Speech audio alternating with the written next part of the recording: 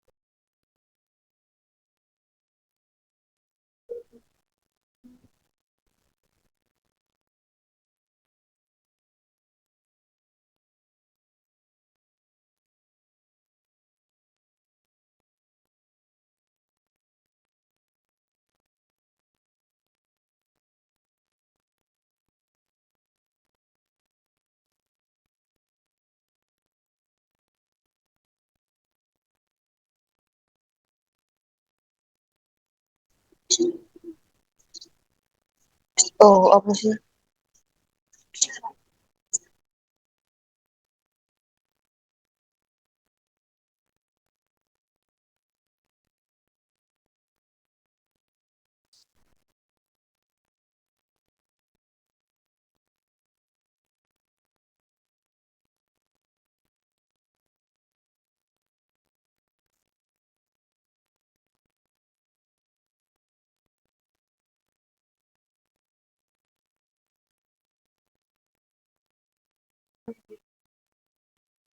Music. Mbak deh.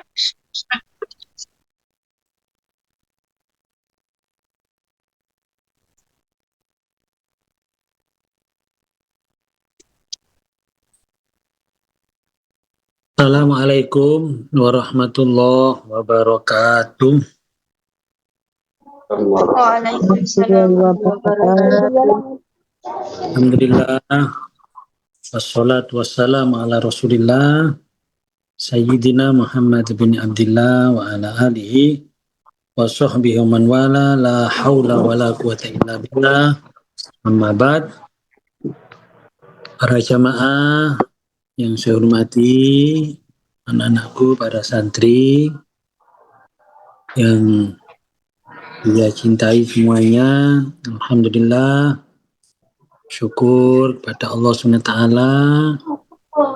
pada malam hari ini, walaupun jarak memisahkan kita, tetap kita bisa bersilaturahim.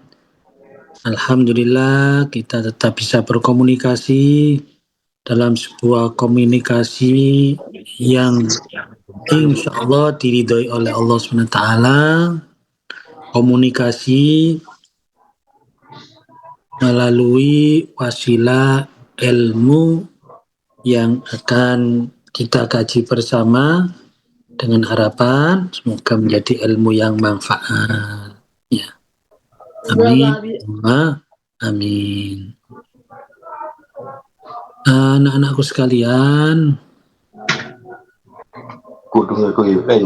bagaimana kita ketahui bersama, ya, sebentar lagi kita akan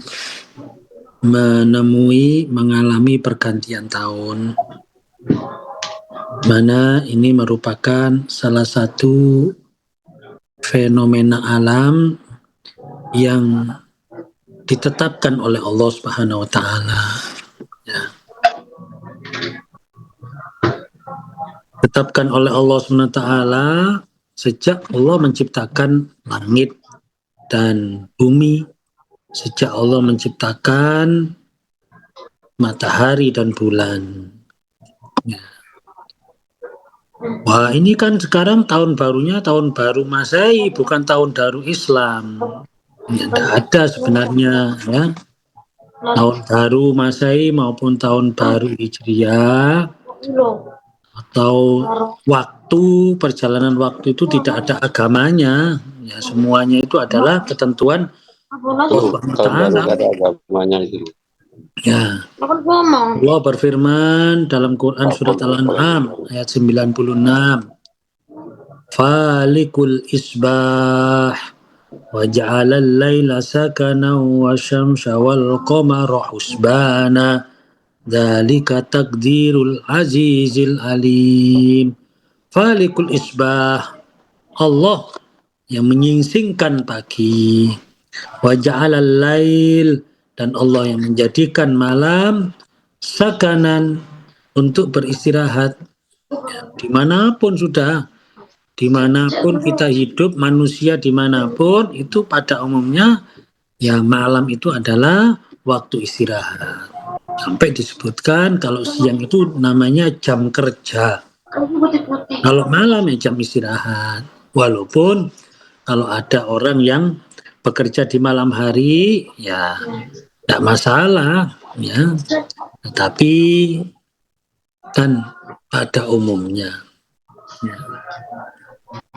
Wasyamsa wal qamara, Allah juga menjadikan matahari dan bulan husbanan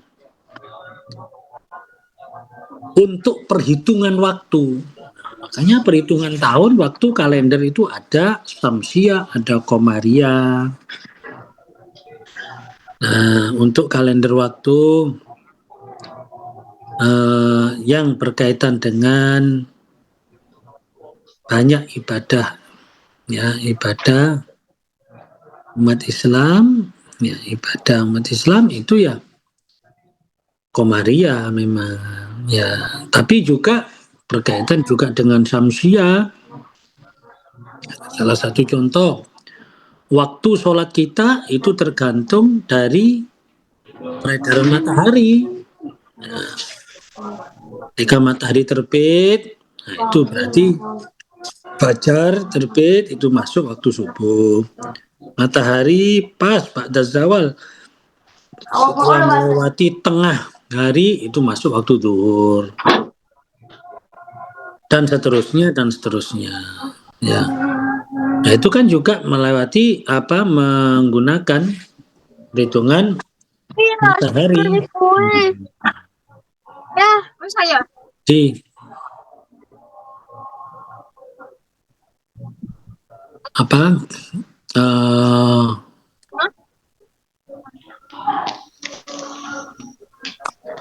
matahari ya, dan bulan itu sama-sama digunakan dalam ibadah.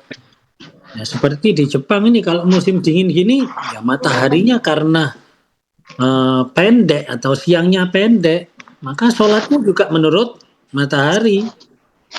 Nah, di sini subuhnya 5 lebih, 5 lebih subuh. Nanti maghrib jam 4, Isya itu jam setengah 6. Ya.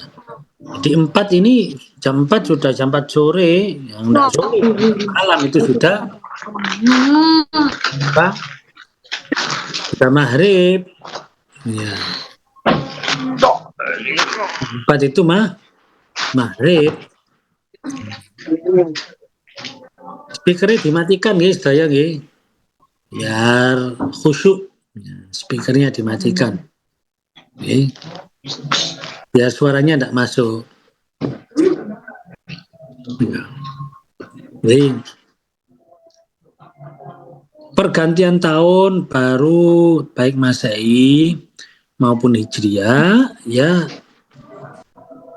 memang ya pergantian tahun Hijriah itu lebih menonjol dalam Islam ya, karena memang kalender ibadah kita seperti haji, puasa itu memang tergantung dengan Hijriah atau Qamariyah. Tapi kalau yang lainnya juga tidak menutup kemungkinan kita menggunakan peredaran matahari seperti sholat yang saya sampaikan tadi ya. Di sini kalau musim panas, nah itu siangnya panjang. Kita subuh bisa jam 3 subuh. Ya. terus maghribnya bisa jam 9. Itulah apa, tergantung dengan terbit dan tenggelamnya matahari. Nah, makanya kita tidak boleh ya terlalu anti dengan tahun baru Masehi misalnya. Biasa-biasa saja lah. Yang penting kan bagaimana kita menyikapi. Nah, bagaimana kita menyikapi atau mengisi pergantian tahun ini. Pasti pergantian tahun atau perjalanan waktu ini merupakan momen yang tepat kita untuk bermuhasabah, ya. Momen yang tepat untuk bermuhasabah. Nah, tolong dimatikan, nggih. Aku sandep.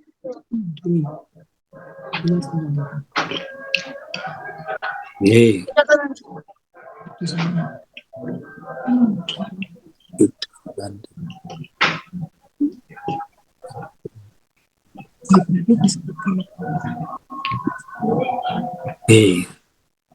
Tolong anu nggih, napa mic-nya dimatikan sedanten nggih.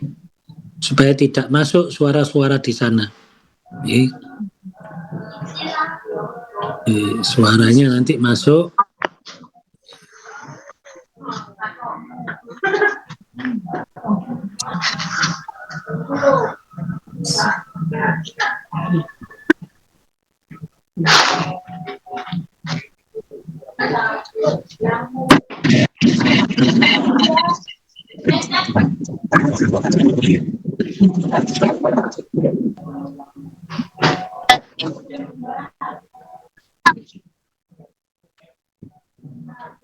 Abdul Somad.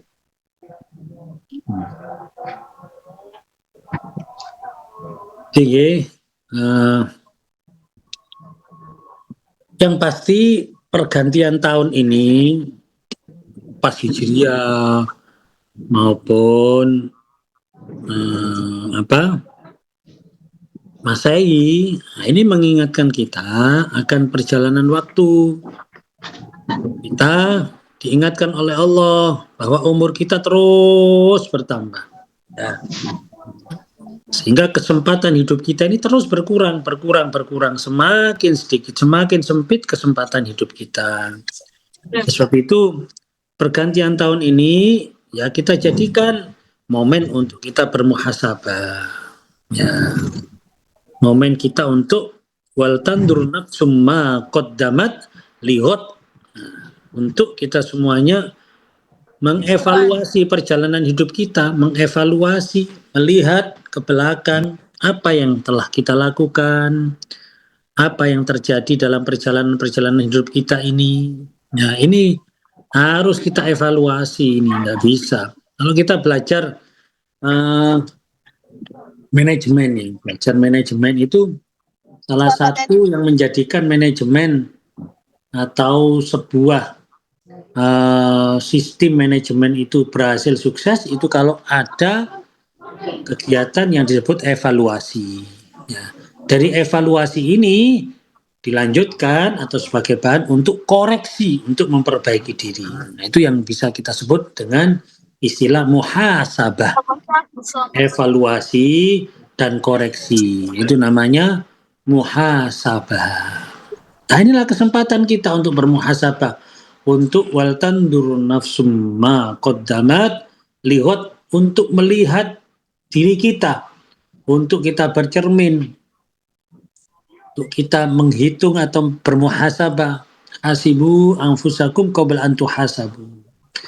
Hisablah ya diri kalian, evaluasi diri kalian sebelum besok dievaluasi oleh Allah Subhanahu wa taala. Ya. Nah, ini penting ya bagi kita semuanya. Ya. Sebenarnya kalau kita mau jujur, setiap pergantian waktu ini merupakan momen tepat kita untuk bermuhasabah. Ya, ketika hari berganti, itu momen tepat untuk bermuhasabah. Ya Allah, hari ini sudah aku lalui, besok aku hadapi. Ketika datang waktu besok, ya hari ini aku jalani, yang kemarin aku tinggalkan. Terus perjalanan waktu, dan perjalanan waktu ini tidak bisa mundur ya. Tidak ada kekuatan yang bisa mengundur waktu, itu tidak ada. Ya. Makanya dalam Islam waktu ini merupakan sesuatu yang sangat berharga, yang harus benar-benar kita muhasabah, yang harus kita benar-benar manfaatkan ya waktu ini untuk kebaikan dunia dan akhirat. Apalagi waktu yang kita jalani di dunia ini, kapan harus berakhir, ini kita tidak tahu semuanya. Wa ma tadri nafsun bi ayyi ardin tamut. Tidak ada yang tahu di mana ajal menjemput kita. Ya, tidak ada yang tahu sama sekali. Sehingga kita jangan main-main sebenarnya dengan waktu. Sampai Rasulullah SAW mengingatkan kita iktanim khamsan qablan khamsin ya. Qabla khamsin ya. Pergunakan 5 sebelum datangnya 5 ya. Termasuk pergunakan hidupmu sebelum matimu. Pergunakan masa mudamu sebelum masa tuamu dan seterusnya. Nah, ini karena apa? Tidak bisa kembali waktu ini. Kita tidak akan bisa kembali kepada hari kemarin. Ya. Bahkan kita tidak bisa kembali pada 1 jam yang lalu. Sudah terlewatkan, sudah. Tidak ada yang bisa mengembalikan kita pada 1 detik sekalipun waktu yang sudah kita lewati. Dan ingat, waktu yang kita lewati ini hari demi hari, berapa tahun umur kita, berapa tahun waktu yang kita habiskan, berapa tahun, berapa bulan, dan berapa hari, serta berapa jam, hatta berapa menit, berapa detik sekalipun, jangan dikira itu semuanya berlalu begitu saja. Semuanya bakal dihisab oleh Allah SWT. Ya. La tazalu qadama abdin hatta yus'al. Besok kita akan, di akhirat besok akan dihisab, ditanya oleh Allah. Salah satunya an umri fi ma'afnah, tentang umur kita, tentang waktu yang kita lalui untuk apa. Ya Allah, jadi gak main-main ya. Kadang ada orang yang berkata, wah mumpung masih muda, jangan disia-siakan, kita gunakan hura-hura, kita gunakan untuk sesuatu yang menyenangkan. Yang sesuatu yang menyenangkan disebut hura-hura tersebut adalah sesuatu yang bersifat sia-sia, yang tidak bisa dipertanggungjawabkan di hadapan Allah SWT. Ya. Banyak sekali kita lihat anak-anak muda kita yang membuang waktu yang banyak digunakan untuk hal-hal yang sia-sia atau hal-hal yang kurang ada manfaatnya. Ya kalau sekali-kali, siapa sih manusia yang tidak butuh hiburan? Siapa sih manusia yang tidak butuh kesenangan? Semuanya pasti butuh. Ya, tapi jangan waktu untuk kesenangan itu mendominasi. Ini perlu saya sampaikan karena kita tahu kan, sekarang ini kan menjamur kafe-kafe. Kita lihat banyak anak-anak muda yang di kafe. Berjam-jam mereka di kafe. Ya. Kopi ini sak gelas, ya pirang-pirang jam. Hanya mencari wifi, ya internet gratis. Habis itu main internet, game berjam-jam. Scroll video apapun berjam-jam. Dikira itu besok udah dihisab sama Allah. Oke lah ya, namanya manusia pasti pernah melakukan yang disebut senang-senang, hiburan, hura-hura. Ya, saya tidak menafikan. Cuma jangan mendominasi. Jangan mayoritas waktu kita habiskan untuk itu. Kita lihat kan sekarang anak-anak muda setiap hari ke kafe, berjam-jam di kafe. Ya. Kalau di majelis taklim 1 jam aja rasanya sudah tersiksa, tapi di kafe Akhirnya kafe menjamur di mana-mana. Ya kan? Zaman saya mahasiswa dulu ya enggak ada kafe-kafe itu ya. Sekarang mahasiswa itu mah didik-didik ngafe, kumpul-kumpul ngafe jam-jam. Ini satu habit atau satu kebiasaan yang tidak perlu kita ikuti. Ya, nggak apa-apa. Saya juga pernah kok ke kafe. Ya.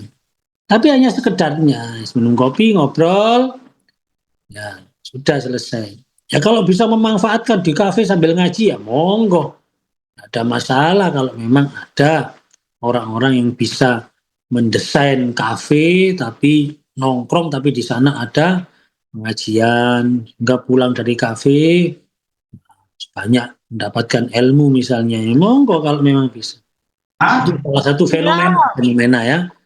Fenomena yang saat ini sering kita lihat bagaimana apa masyarakat kita ini suka sekali ya, suka sekali menghabiskan waktu-waktunya. Ini anak santri ya jangan harus ikut-ikutan tren.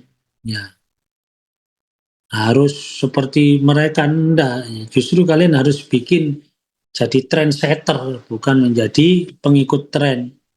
Sekali lagi, sekali-kali boleh, seperlunya, ya.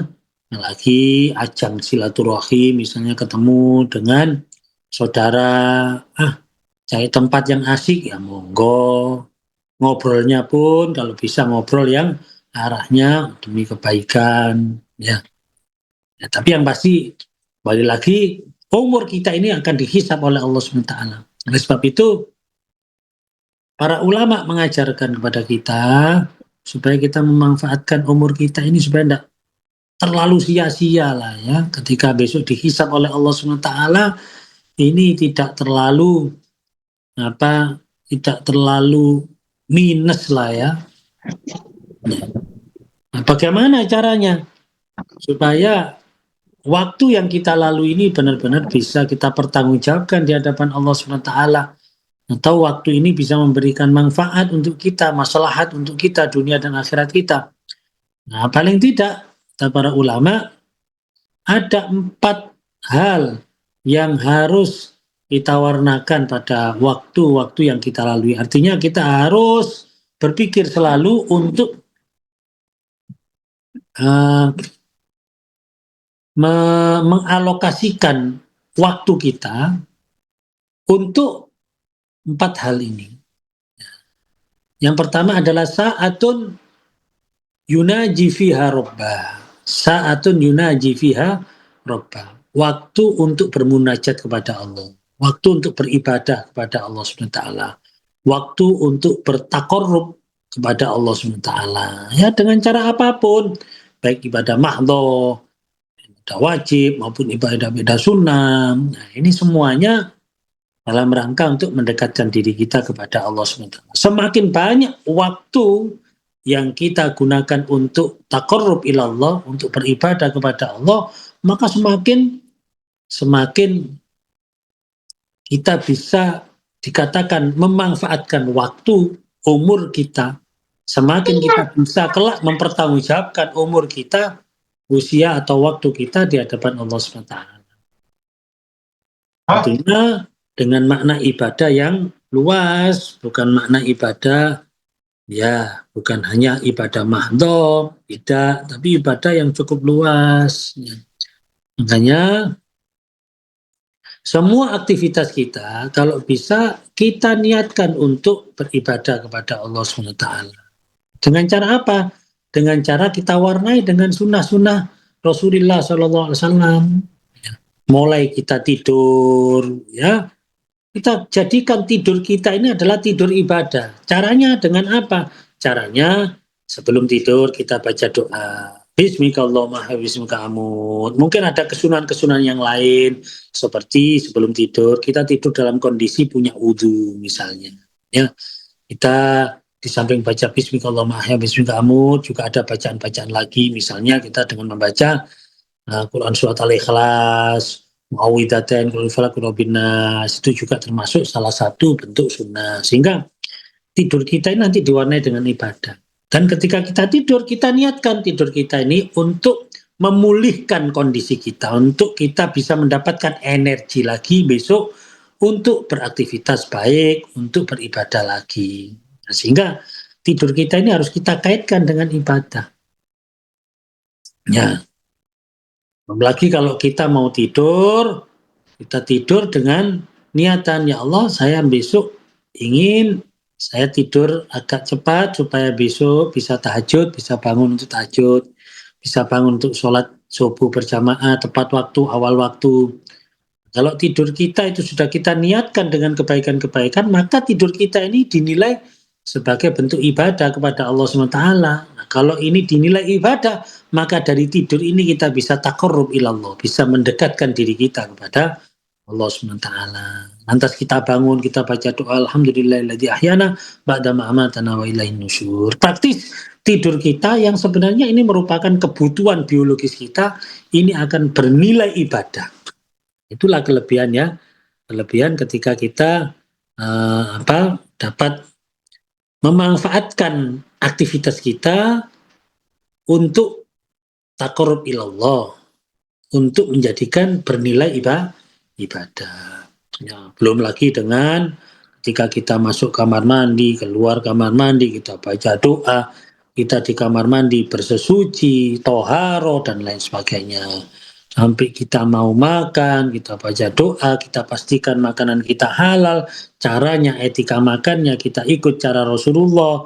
Kemudian kita setelah makan kita berdoa, kita keluar dari rumah, kita baca doa, kita bekerja, kita niatkan, ya Allah, saya bekerja untuk tolabil halal, li tolabil halal, untuk memastikan bahwa sandang pangan papan rezeki saya adalah halal. Itu akhirnya pekerjaan itu jadi pekerjaan yang bersifat ibadah. Yang semua itu kalau dinilai ibadah oleh Allah, maka akan taqarrub ilallah, mendekat kepada Allah. Terus mendekat kepada Allah dengan kebaikan-kebaikan itu. Ya. Dan seterusnya, dan seterusnya. Ini belum juga kita tambah kuantitas dan kualitas ibadah-ibadah mahdoh kita, ibadah yang sudah ditetapkan, sholatnya ditingkatkan, itu juga merupakan bentuk peningkatan ibadah kita. Ya, puasa-puasa sunnah juga dilakukan di samping puasa Ramadan. Ya, ini ibadah. Makanya sekali lagi ya, ayo kita muhasabah. Bagaimana ibadah kita? Bagaimana aktivitas hidup kita? Apakah sudah terwarnai dengan ibadah? Ini harus kita muhasabah saat ini. Yang belum, ayo kita perbaiki di waktu yang akan datang. Ya tidak usah menunggu. Berarti tahun 2025 nanti saya akan memperbaiki semuanya. Jangan, ya saat ini sudah. Ya, karena kita tidak tahu nih, sekarang masih tanggal 27. Masih kurang 3 hari lagi atau 4 hari lagi loh. Kita tidak tahu. Barangkali ada orang yang nanti nunggu tahun baru saja. Ternyata ya, tanggal 29 mati. Ternyata tanggal 30 mati. Ternyata tanggal 31 mati. Belum sempat ya, belum sempat melakukan perbaikan kualitas ibadahnya sudah meninggal dunia. Ya, naudzubillah min tadi. Ya, jadi saat ini sudah kita jangan menunda-nunda. Wasari'u ila maghfiratin min rabbikum wa jannatin ardhas samawati wal ardh uiddatil muttaqin. Wasari'u, kita dianjurkan untuk apa? Bersegera, tidak menunggu-nunggu. Ya, kebaikan itu harus segera. Kebaikan itu tidak usah menunggu, tapi bersegera. Itu.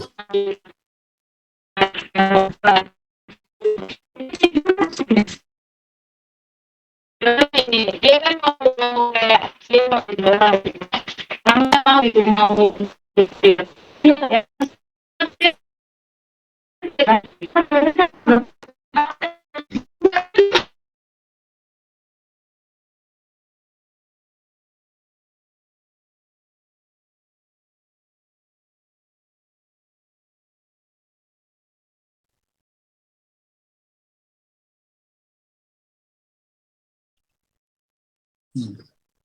Jadi sekali lagi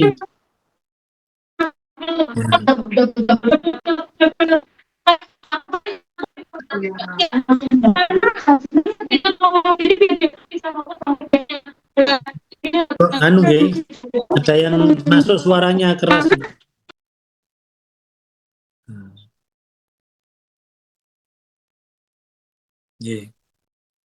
Jadi sekali lagi ibadah ini harus kita muhasabah. Ayo kita muhasabah ibadah kita, ya. Jangan sampai kita tidak pernah berpikir ya apa ibadahku. Jangan sampai loh ya. Jangan sampai kita hanya berjalan begini saja, ya. Saya khawatir, kita harus khawatir ibadah kita tidak benar. Ibadah kita tidak sesuai dengan tuntunan syariat. Bahkan untuk diterimanya sebuah ibadah itu tidak hanya syariat loh. Kita juga harus menjaga hati kita, ya, dari sifat riya, dari sifat sum'ah. Ya Allah, nah ini tidak mudah ini. Ada orang yang sholatnya secara syariat, secara fikih itu sudah benar, beres sudah, fasih, ya, syarat sahnya sholat terpenuhi, rukun-rukunnya sholat terpenuhi, bahkan sunnah-sunnahnya sholat terpenuhi, istimewa kalau dilihat. Tapi kalau hatinya tidak bisa menjaga, maka misalnya hatinya kemasukan penyakit riya ketika sholat. Lantas bagaimana sholat yang dibandingkan dengan riya? Walaupun kelihatannya secara lahiriah syariatnya sempurna. Fawailul lil musallin alladzina hum an sholatihim sahun alladzina hum yura'un. Nah itu mereka yang pamer, riya. Sholatnya bukan diterima oleh Allah, malah menghasilkan wailun. Wailun itu adalah nama ismul wadi fi jahannam, ya. Itu nama wadi di neraka jahannam, di neraka jahim. Nah, ini ya kita muhasabah. Ya, saya sampai sekarang pun ya muhasabah selalu, ya Allah, saya merasa sholat saya masih kurang sempurna. Oh, jangan bilang sempurna, dikatakan baik saja merasa masih belum. Apalagi kalau kita berbicara kekhusyuan, jauh kita ini sholat al-gelambiaru yang sering, sholatnya gelambiar. Ya. Ini saya merasa sholat saya masih gelambiar. Ya, kalau sampean insya Allah lu nemen insya Allah ya. Ya Allah, ayo kita muhasabah. Insya Allah saya berpikiran gini. Saya husnudzon kepada Allah. Kalau orang itu otaknya selalu dibimbangkan dengan masalah ibadahnya, dipikir ya apa ibadahku ya apa ibadahku ya, aku pingin memperbaiki ibadah terus, aku kepingin meningkatkan kualitas ibadah saya. Kalau otak kita itu selalu diliputi dengan itu, ya insya Allah saya punya husnudzon kepada Allah ya. Kalaupun ibadah kita ini tidak sempurna, kalaupun ibadah ini kita kurang baik misalnya, insya Allah akan memaklumi itu. Karena saya yakin Allah tidak menuntut kesempurnaan kita dalam ibadah, tapi Allah akan melihat kesungguhan kita dalam ibadah. Nah, salah satu bentuk kesungguhan kita ketika kita selalu berpikir bagaimana untuk meningkatkan kualitas ibadah kita. Bagaimana kita bermuhasabah, bagaimana kita selalu mengevaluasi ibadah kita. Itu sudah menunjukkan kesungguhan kita. Kalau kita cuek, kalau kita tidak mikir, isi sholat semuanya itu alhamdulillah, saya gelem sholat, alhamdulillah lumayan aku ini. Loh, kalau itu pikiran kita, saya khawatir kita termasuk golongan orang yang sahun, gampang ngenteng ya, nganggap enteng, nganggap gampang sholat. Nah, itu yang dikhawatirkan ya. Biar kita orang yang masih seneng hazan itu susah ya, susah dalam arti susah di sini bukan frustasi, susah di sini bukan susah yang tidak menerima, tapi susah dalam artian kalau orang Jepang itu kaizen teang, orang Jepang itu selalu ingin menjadi lebih baik dan lebih baik. Itu makanya kenapa di Jepang ini bisa dikatakan orang-orangnya perfeksionis ya, selalu ingin yang sempurna. Bahkan di perusahaan Jepang ini ada apa istilah kaizen teang. Jadi orang itu selalu ditanamkan ingin memperbaiki diri, ingin terus meningkatkan apa kualitas dirinya. Itu orang Jepang. Ya. Nah, kalau orang Jepang saja bisa berpikir untuk pekerjaannya semacam itulah. Ini kita meniru cara berpikir itu, tapi untuk ibadah kita. Ya.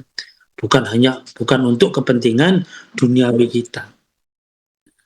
Hanya saya sendiri juga termasuk orang yang mengambil cara berpikir orang Jepang ya, tapi kita gunakan untuk muhasabah, untuk evaluasi ibadah kita. Ini, ayo jangan sampai kita tidak punya pikiran ya apa ibadahku ya Allah, aku kepingin lebih apik lah, aku kepingin meningkat, aku kepingin memperbaiki di yo salah ibadahku yo, kurangi ibadahku ya Allah. Terutama yang kita perhatikan yang pertama adalah sholat kita bagaimana Allah. Kalau kita berbicara masalah kekhusyuan sholat kita saja sudah ya Allah, kita rasanya ya sangat kurang, ya kan? Ternyata kita ini masih kurang bisa khusyuk. Ya, tapi gak apa-apa lah, ayo kita. Sementing kita harus ada pemikiran, ya apa sholatku? Bagaimana ya sholatku ya? Nah, itu selalu dipikir.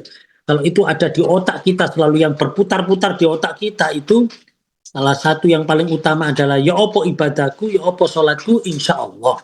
Allah welas. Karena kita tidak mungkin sempurna, tapi Allah akan melihat, oh kita menanan. Sekarang contoh gini aja lah, contoh ya. Ketika ada orang yang kita ketahui selalu berpikir tentang bagaimana menservis kita, bagaimana menyenangkan hati kita. Kayak coba. Walaupun kita melihat kekurangannya, kita menemukan kekurangannya, pasti kita akan memaklumi. Karena kita melihat kesungguhan dia, kepingin menservis kita, kepingin menyenangkan kita. Tapi kita tahu dia tidak sempurna. Dia melakukan kesalahan pun kita akan memaklumi. Gitu loh. Ini manusiawi loh, ini manusiawi. Ya. Misalnya kita tahu ada seseorang yang kepingin berbuat baik terus sama kita. Ya.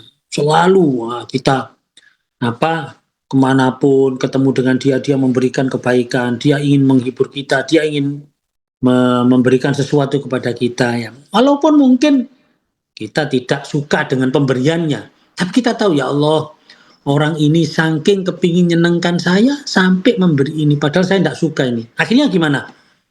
Walaupun kita tidak suka, kita akan terima. Oh ya, matur suwun, terima kasih. Punten lho nggih, kula saged maringi niki tok. Oh, mboten napa, alhamdulillah, matur suwun. Walaupun setelah itu kita buang sekalipun, tapi kita akan menghargai. Nah, itu loh gambarannya ya. Nah, kalau kita berpikir semacam itu, kita selalu ingin memperbaiki ibadah kita. Ya, bahasa gampangannya, Allah kan lebih welas daripada manusia. Manusia saja diperlakukan semacam itu, welasnya keluar aja. Apalagi Allah SWT yang maha welas. Ya pasti akan, ya wis, aku roh, sholatmu gelambiar, aku ya roh, sholatmu kok ini temblir, roh, tapi kau ini susah, tak terima. Nah, itulah kira-kira gambarannya. Ya. Ini yang pertama, saatun yunaji fiha rabbah. Harus ada waktu yang kita gunakan untuk beribadah, taqarrub ilallah, untuk bermunajat kepada Allah, mendekatkan diri kepada Allah. Terus yang kedua, ya, harus ada waktu saatun yuhasabu fiha nafsa. Harus ada waktu yang kita gunakan untuk bermuhasabah. Muhasabah maksudnya memperbaiki diri, ya. Jadi setelah kita memahami bahwa diri kita ini pasti ada kekurangannya, lah kita berusaha untuk memperbaiki kekurangan kita, ya. Muhasabah ini penting. Salah satu atau bahkan ini yang paling utama, seseorang dinilai oleh Allah sebagai orang yang kepingin memperbaiki diri, kepingin selalu bermuhasabah memperbaiki diri, ketika orang ini mau ngaji, sudah itu resepnya itu. Mau ngaji, mau mencari ilmu. Logikanya gini logikanya. Kenapa jenengan mencari ilmu? Karena jenengan ingin mengetahui yang baik, ya kan? Ingin mengetahui yang lebih baik. Ini saja sudah menunjukkan bahwa dengan ngaji, dengan mencari ilmu, berarti jenengan semuanya sudah menunjukkan keinginan untuk memperbaiki diri. Karena jenengan mencari, jenengan ingin mengetahui mungkin ada yang lebih baik daripada yang aku lakukan saat ini. Mungkin yang aku lakukan ini saat ini salah dan ada yang baik dan seterusnya. Nah, dengan ngaji ini kan akhirnya kita tahu, oh iya, ternyata ini salah. Oh ternyata saya benar, cuma ada yang lebih baik. Sehingga kalau bisa saya perbaiki dan seterusnya dan seterusnya. Nah, makanya ngaji. Yang orang yang tidak mau ngaji itu berarti orang ini tidak mau memperbaiki diri. Oh, enggak kok, saya enggak ngaji tapi ya enggak, bukan seperti itu. Iya. Kalaupun ada orang yang mengatakan saya tidak seperti itu, tapi tidak mau ngaji, ya tetap dia akan dinilai oleh Allah. Ya sudah, walaupun kamu mengatakan enggak, saya tidak merasa sempurna kok, saya merasa kurang, tapi buktinya mana? Oh, kamu tidak mau ngaji, kamu tidak mau mencari tahu bagaimana cara memperbaiki diri. Berarti kamu sudah dikatakan merasa sudah baik. Ya, jadi bukan omongan saja. Ya seperti orang yang tidak mau mencari makanan, ya berarti dia tidak merasa lapar. Enggak, saya lapar kok, saya kepingin makan. Lah mana kamu tidak mau cari makanan? Nggak mau cari warungnya di mana, atau mau masak atau apa. Katanya lapar tapi tidak mau mencari makanan, tidak mau berusaha mencari makanan. Ya berarti kamu tidak merasa lapar, walaupun kamu mengatakan, enggak kok, saya tidak mengatakan saya tidak merasa lapar, saya merasa lapar. Lah mana buktinya kalau kamu merasa lapar? Lah kok kamu diam saja? Lah kok kamu tidak mencari makanan? Lah kok kamu tidak masak? Lah kok kamu tidak mencari bahan-bahan makanan? Kamu tidak ada ikhtiar. Sama kalau orang tidak mau ngaji, enggak kok, saya juga ingin memperbaiki diri. Lah mana usaha kamu memperbaiki diri? Wong kamu tidak mau mencari ilmu, kamu tidak ingin mengetahui mana yang baik, mana yang lebih baik, mana yang salah, supaya kamu tidak melakukan kesalahan. Mana buktinya? Itu loh. Makanya orang yang tidak mau ngaji, nah ini coba diingat-ingat, orang yang tidak mau ngaji, orang yang tidak mau mencari ilmu, itu dikatakan orang yang sombong. Sombong, angkuh, karena dia merasa tidak perlu dinasihati. Tidak perlu nasihat saya. Merasa tidak butuh nasihat, tidak butuh informasi, tidak butuh ilmu, tidak butuh pengetahuan, saya tidak butuh.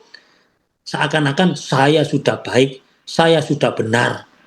Loh enggak, saya enggak gitu kok. Lah mana buktinya? Kamu enggak mencari kok. Orang itu bukti saja, enggak perlu. Hanya omon-omon itu enggak perlu. Bukti yang terpenting. Makanya jenengan semuanya mau ngaji, ini menunjukkan bahwa jenengan ingin berbuat baik. Makanya saya pun ketika ngaji ini juga saya niatkan, bukan niatkan ngajar. Nih, di samping niat taklim juga ta'allum. Ya, kita niat ngajar ya niat belajar. Saya niat belajar. Saya pertama niat untuk menasehati saya pribadi. Ya. Karena saya juga butuh ilmu, saya butuh pengingat, saya butuh nasihat. Ya, saya butuh, walaupun sesuatu itu pernah saya dengar, sudah saya hafal sekalipun, tetap itu saya niatkan untuk untuk menasihati diri saya sendiri, gitu loh ya. Muhasabah ini penting, jangan pernah merasa sempurna, jangan pernah merasa sudah baik, jangan pernah apalagi merasa tidak membutuhkan nasihat ilmu dan lain sebagainya. Jangan, nanti kita terbilang sombong, ya, tidak mau nasihat. Ya, saya sendiri ya masih cari terus nasihat dari guru-guru saya. Saya sendiri juga baca-baca kitab, baca-baca nasihat-nasihat para ulama yang tertuang di dalam kitab-kitab karangan beliau. Yang barangkali dari kitab-kitab beliau, saya mendapatkan nasihat untuk memperbaiki diri. Saya mendapatkan bekal untuk memperbaiki kesalahan-kesalahan saya, meningkatkan kebaikan-kebaikan saya. Nah, ini ya. Sekali lagi, ayo muhasabah, ayo ngaji. Ya, ini terus berikutnya, ya berikutnya waktu yang harus kita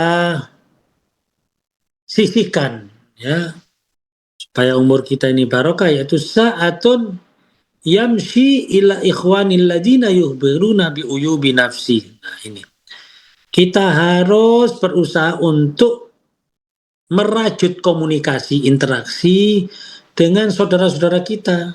Ya, tentunya kriterianya orang-orang yang kita bina komunikasinya, interaksinya adalah orang-orang yang bisa menyadarkan akan kekurangan diri kita, yang bisa memotivasi kita untuk menjadi lebih baik. Makanya kumpulan, komunitas, ini penting. Berjamaah, berkumpul, berkomunitas, berinteraksi ini penting. Ya, manusia ini adalah makhluk sosial. Manusia ini adalah manusia makhluk yang dipengaruhi kepribadiannya, cara berpikirnya, apapunnya, perilakunya dipengaruhi oleh salah satunya oleh milieu, oleh lingkungannya, oleh pergaulannya. Ya, oleh agamanya, oleh perkumpulannya. Almar'u ala dini khalilih. Rasulullah mengingatkan bahwa seseorang itu kualitas agamanya tergantung pada kumpulannya. Ya, sebenarnya apapun tergantung pada kumpulannya. Kalau kita sering kumpul sama anak-anak, maka kita akan suka main-main. Ya, kalau kita suka kumpul sama orang yang urusannya pekerjaannya, maka kita akan suka materi. Ya. Kalau kita kumpul dengan orang-orang yang suka ilmu, kita akan semangat untuk mencari ilmu. Ya. Itu kumpulan itu penting.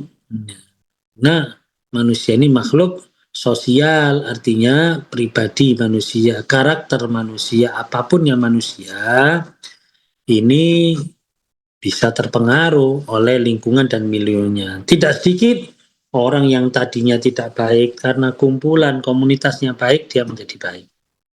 Tidak sedikit pula orang yang tadinya baik karena kumpul, berkomunitas, bergaul dengan orang-orang yang tidak baik, maka dia menjadi tidak baik. Nah, ini hanya salah satu yang menjadi obat hati kita, kumpulono wong kang soleh, berkumpul dengan orang-orang baik. Oh iya. Nah, kita kumpul dengan orang baik, kita punya masalah, pasti mereka akan mengajak pada kebaikan. Ketemu dengan temannya yang baik-baik, kita pas punya masalah. Kenapa, Mas? Kok kelihatannya susah, sumpah. Iya, saya ada masalah keluarga, saya ada masalah ini. Nah, biasa, Mas, hidup dimanapun, pasti ada masalah. Di keluarga, di masyarakat, di pekerjaan, namanya hidup. Ayo, kalau kita memang tidak mampu membereskan atau menyelesaikan masalah ini, ya sudah ya kita minta sama Allah. Kita itikaf aja lah.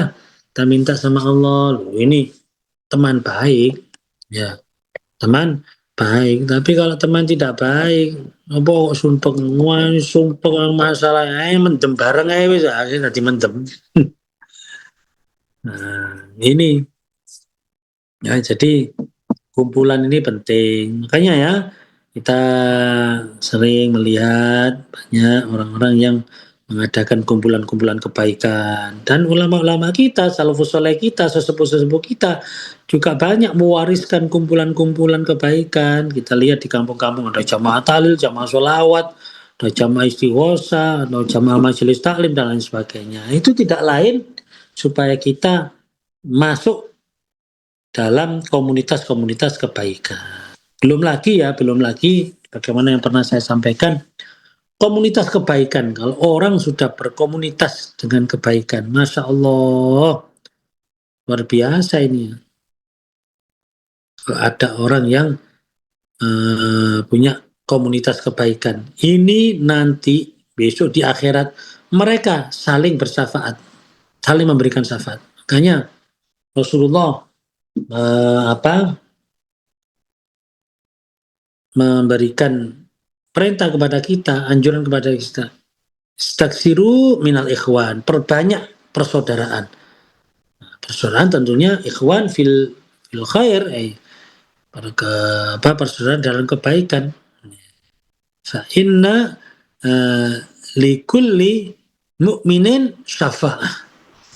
Nah, sungguhnya setiap orang mukmin itu memiliki peluang untuk memberikan syafaat, memberikan pertolongan besok di akhirat. Ya, tentunya orang-orang mukmin yang baik yang bisa memberikan syafaat kebaikan.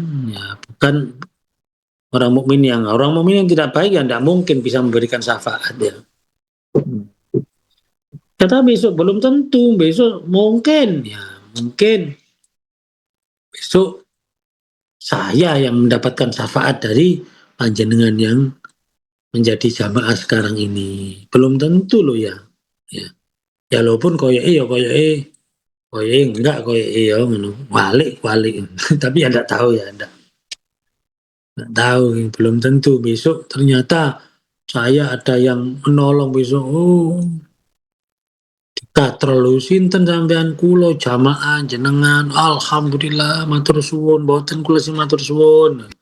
Nah, kita saling berterima kasih di sana. Ya, persaudaraan ini sangat penting. Ya. Ayo kita niatkan persaudaraan kita ini adalah persaudaraan fillah walillah, persaudaraan karena Allah Subhanahu wa taala. Ya.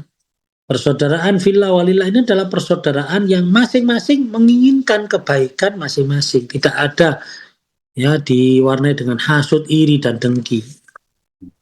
Jadi kebahagiaanmu adalah kebahagiaanku.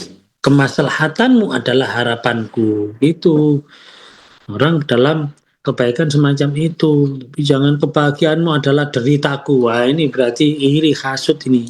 Ya. Maka kegembiraanku adalah penderitaanmu. Kita berbahagia di atas penderitaan orang lain. Nah, itu parah itu ya.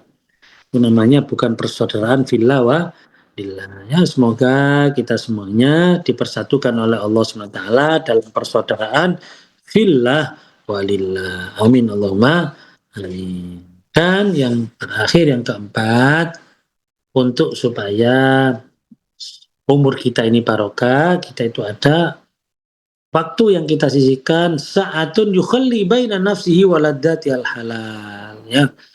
Yukhalli baina nafsihi waladzati al-halal. Ada waktu yang kita gunakan untuk menikmati yang halal. Supaya apa? Supaya kita bersyukur kepada Allah SWT.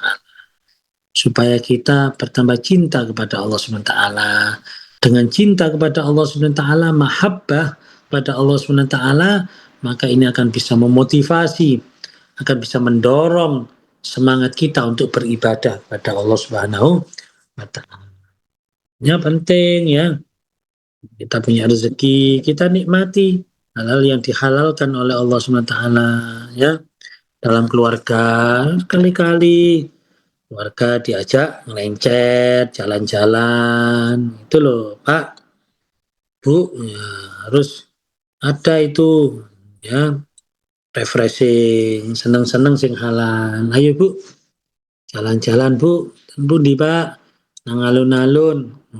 Ano po Pak, pintau betis. Ndak apa-apa wis ya.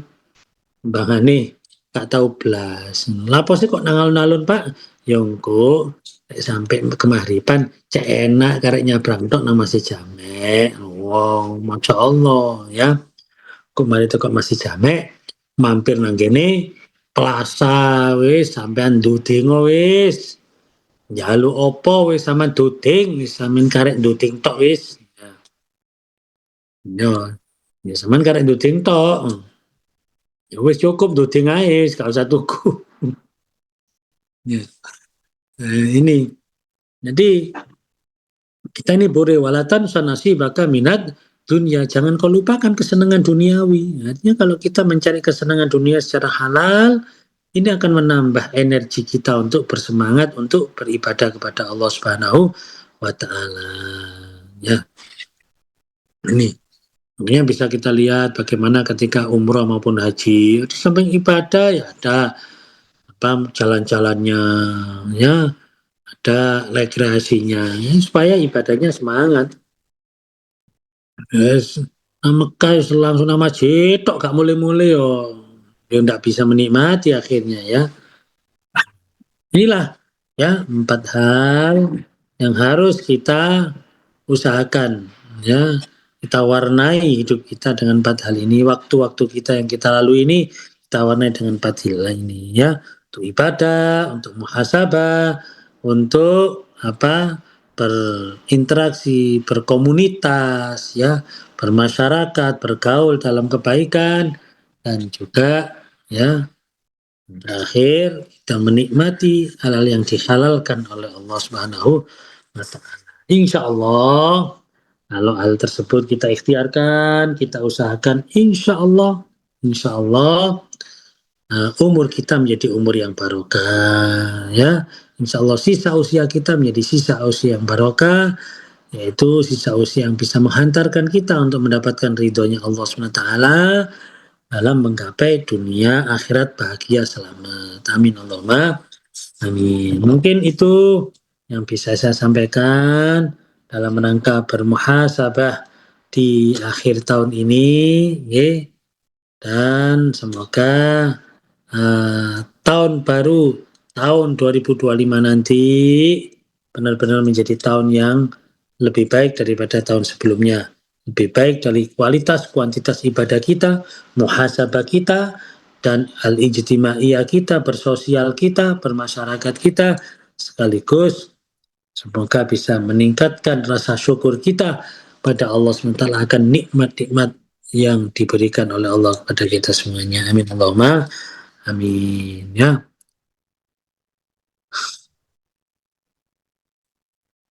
Ada pertanyaan lain?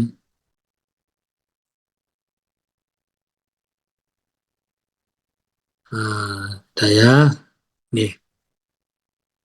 Mungkin kalau ada pertanyaan, monggo ditulis juga enggak apa-apa. Ya, di chat, di obrolan rapat, monggo.